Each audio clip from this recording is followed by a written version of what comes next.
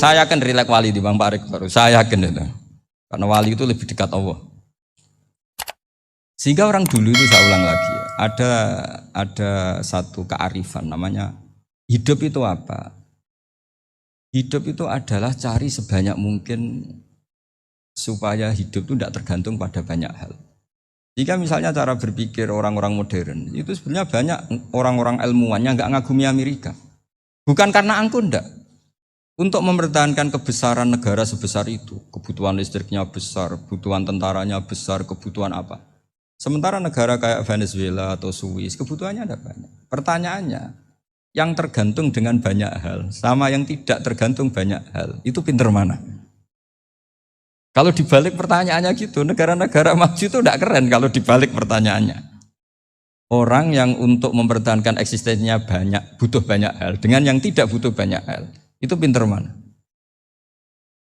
Orang yang bahagianya nunggu jadi dokter, nunggu jadi kiai besar, kiai viral, dengan orang yang bahagia cukup dengan ngopi, itu pinter mana? Tapi kalau dibalik pertanyaannya, orang yang tahunya nikmat hanya kopi, dengan nikmat yang banyak, pinter mana? Makanya Mbah Mun tuh kalau guyon itu lucu. Aku iku saake ambek wong desa sing mlebu swarga. Saya dulu eskal mlebu swarga kok disakeni. Akhirnya beliau memberi penjelasan. Wong desa iku roe pakanan enak, iku mau kopi mbek uduk. Lah swarga iku mau nuruti sing dikarepno. Akhirnya wis mau mangan, wis ngopi, nguduk, ngopi, ora roh pakanan liyane ku ora roh. Nasi mandi ya ora roh, pizza ya ora roh apa-apa. Terus saya bilang, wah lah niku nak nganti selera tentang wanita cantik. Iku juga sederhana. Rontok pesek ya wis cantik, rontok ireng ya wis. Apa bidadarinya seperti itu karena saking enggak pengalamannya.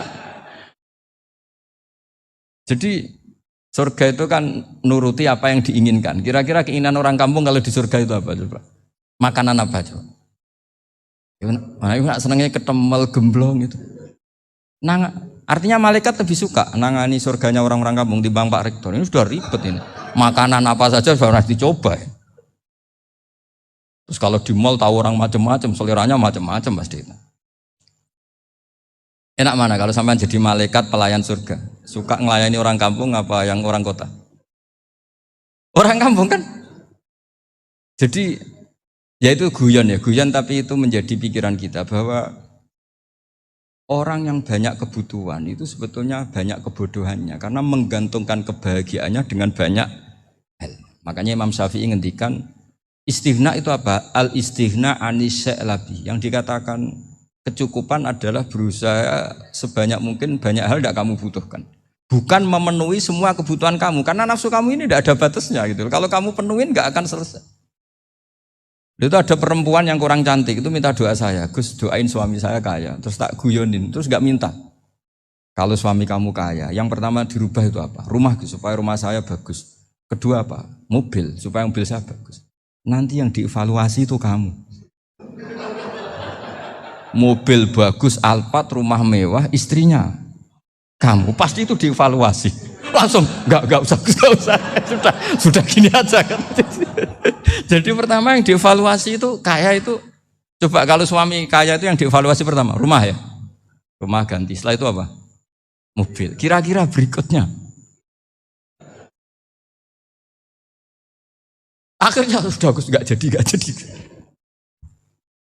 Nabi Ibrahim itu pernah minta umur panjang. Keren umur panjang. Sama Allah enggak dijawab. Datang orang tua gitu mertamu ke Nabi Ibrahim. Terus disuguhi dikasih kurma. Apa itu? Kok kurma apa? Anggur yang sudah matang sekali. Sudah dimakan. Setelah dimakan meler keluar lagi. Dimakan lagi meler lagi. Terus Nabi Ibrahim masuk lagi ke kamar. Ya Allah, doanya tak cancel. Nanti kalau saya tua kayak itu. Jadi Allah itu gak jawab langsung tapi ngirimkan itu. Akhirnya ya Allah gak jadi. Nanti takut itu. Saya pernah ngalami jadi kiai tadi ada ibu-ibu ya gak pati cantik lah. Suaminya tuh miskin sekali. Minta doa saya supaya kaya. Bareng tak kasih pertimbangan itu udah gak usah gak jadi itu. Jadi itu kearifan. Tapi kearifan ini harus kita tanamkan. Saya nggak bisa membayangkan Indonesia yang besar ini, andai kan tidak ada qanaah. nerimo ing pantum. Coba sekarang ada Covid. Andai kan Indonesia tuh kayak Perancis. Beberapa kali punya tamu orang yang hidup lama di Perancis, bahkan dapat istri orang Perancis. Itu dulu gak begitu mencintai Indonesia. Tapi setelah di Perancis 2 tahun, wah Indonesia hebat. Di Perancis tuh kata dia kalau cerita, semua kebutuhan masyarakat itu dibebankan ke negara. Apa saja minta negara, apa saja nyoal negara.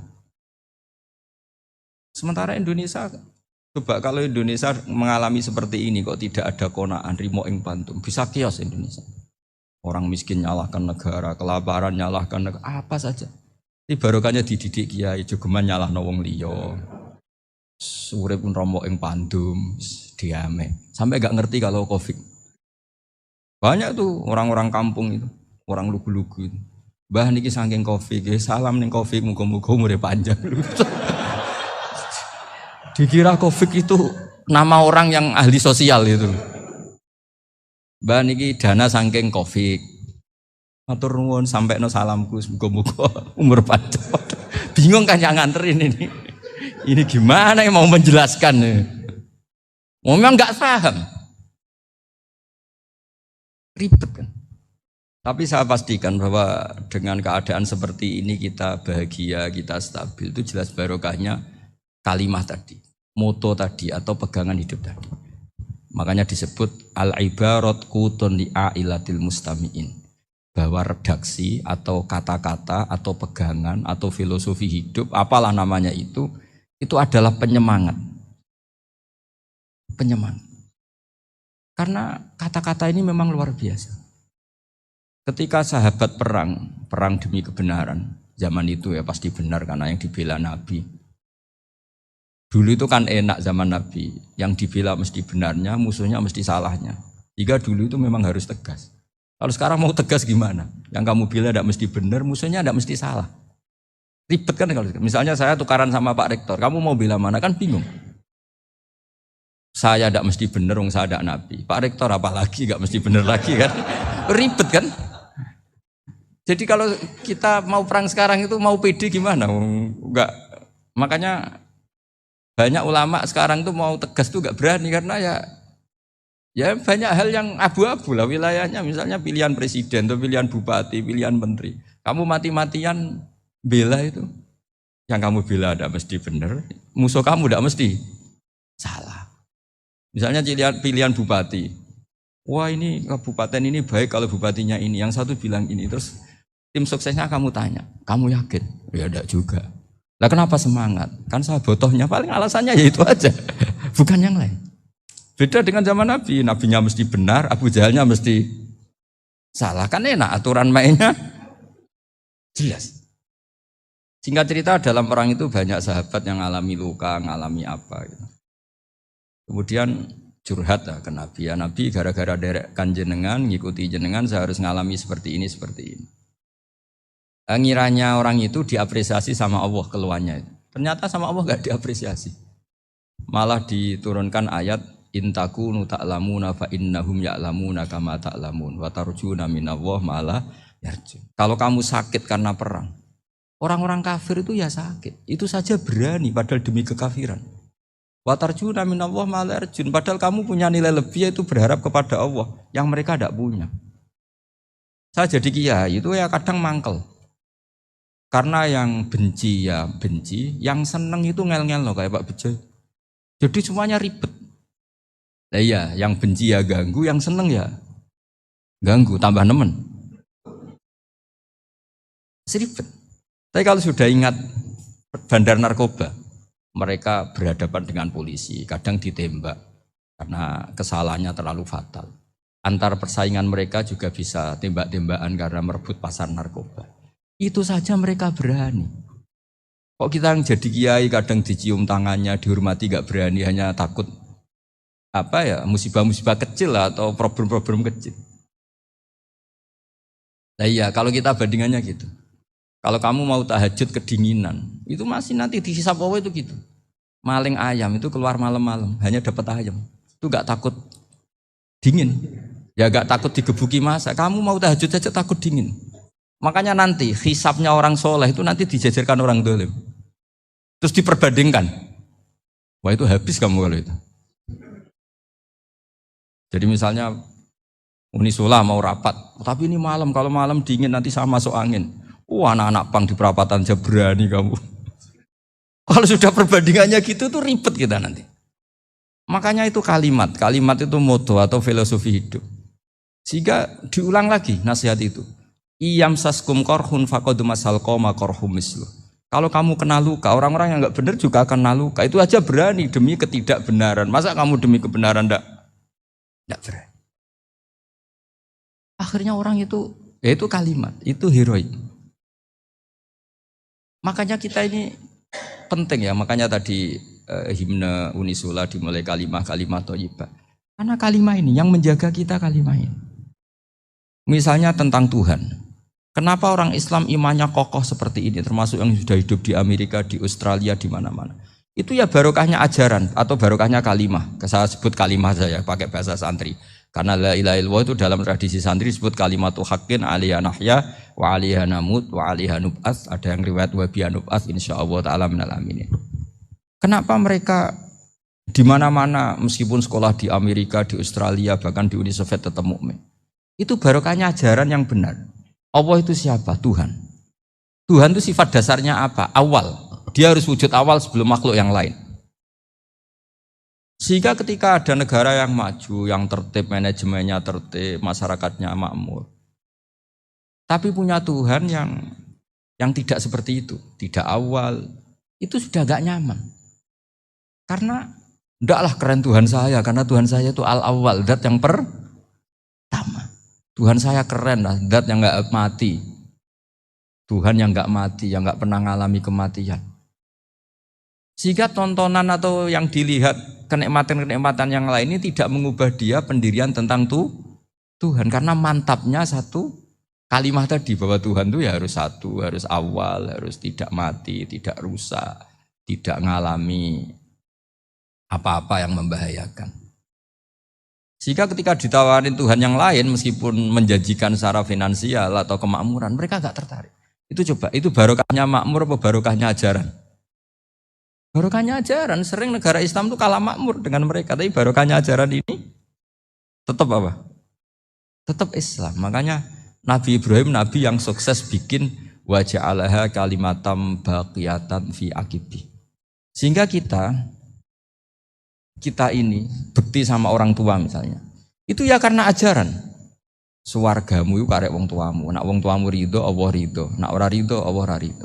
Ridho wa fi ridhol walidain wa sakhatu wa sukhtu wa fi sakhatil. Sehingga ketika ada orang tua yang agak brengsek gitu, anak-anak tetap hormat. Punya orang tua yang miskin, yang sudah miskin, tukang tombok nomor, banyak kan di kampung gitu. Ya tetap hormat. Coba kalau dari awal kita ngajari orang tua kamu hormati ya, kalau baik, kalau enggak usah. Bisa geger Indonesia.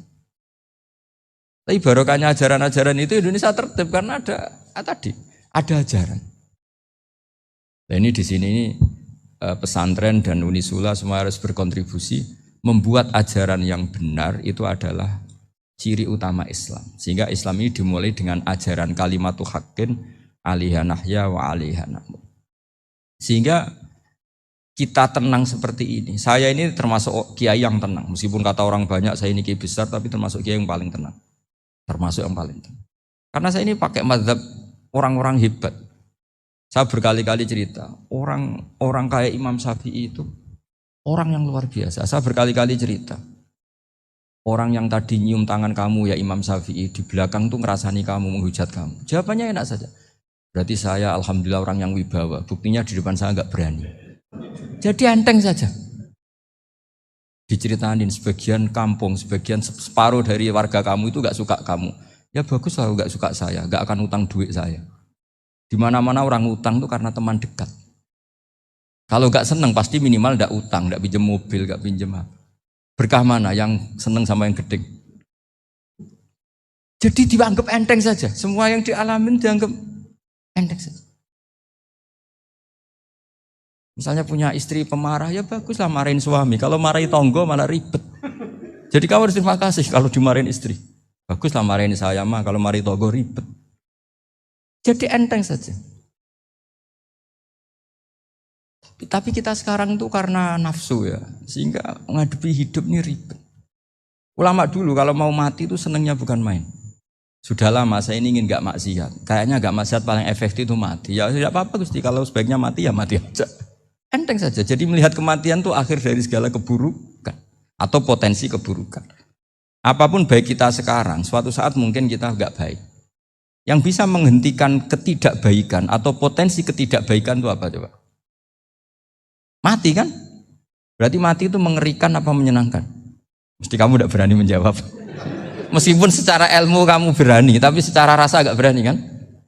Saya ulang lagi ya. Yang bisa menghentikan keburukan atau potensi keburukan itu apa coba? Apa? Kematian. Berarti kematian itu menyenangkan atau menyusahkan?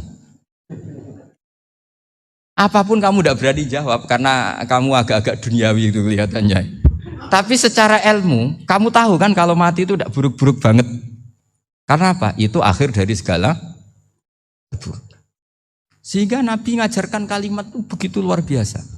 Allahumma ahyini maka natil hayatu khairan li wa tawaffani maka natil wafatu khairan li. Nabi melihat dunia itu begitu indah. Ya Allah, kalau saya ini hidup, anggap saja hidup ini ziyadatan li fi kulli khairin, menjadi modal saya menambah segala kebaikan. Jika suatu saat saya mati, anggap mawon rohatan li min kulli syarrin, itu akhir dari segala keburukan saya. Subhanallah wa bihamdihi adada khalqihi wa ridha nafsihi wa zinata arsyihi wa kalimatihi. Subhanallah wa bihamdihi adada khalqihi wa ridha nafsihi.